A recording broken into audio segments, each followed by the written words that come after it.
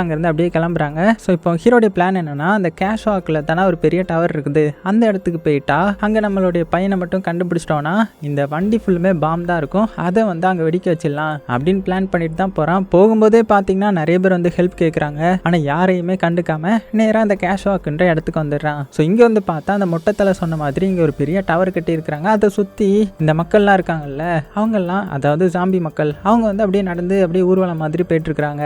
நம்ம ஹீரோ யாரையுமே கண்டுக்கல, அப்படியே நேரா போறான். நேரா போய் அந்த சென்டருக்கு வந்துடுறான். அங்கதான் டவர் இருக்குது. அதுக்கு முன்னாடி அந்த ரெட் கலர் காரை வந்து நின்றுட்டு இருக்கிறான். சட்டை போட்டவன் வேகமா போய் அவனை அடிச்சு தூக்குறான். தூக்கிட்டு வெளியில வந்ததுக்கு அப்புறமும் அவனை கண்ணால கொடூரமா ஷூட் பண்றான். அந்த டைம்ல அப்பா வந்துட்டீங்களா அப்படின்ற மாதிரி அந்த கூட்டத்துக்குள்ள இருந்து சவுண்டு கேட்க, ஐயோ என்னுடைய பையன் எங்க தான் இருக்கான் அப்படின்னு சொல்லி வேகமா அவனுடைய பையனை தேடி தேடி உள்ள போறான். ஆனா அந்த மக்கள்லாம் போயிட்டு இருக்காங்க இல்லையா ஜாம்பிஸ், அவங்க வந்து நம்ம ஹீரோவை உள்ளே விட மாட்டாங்க. ஒரு கட்டத்துல நம்ம ஹீரோ வந்து கீழே விழுந்துடுறான். அதனால மறுபடியும் அந்த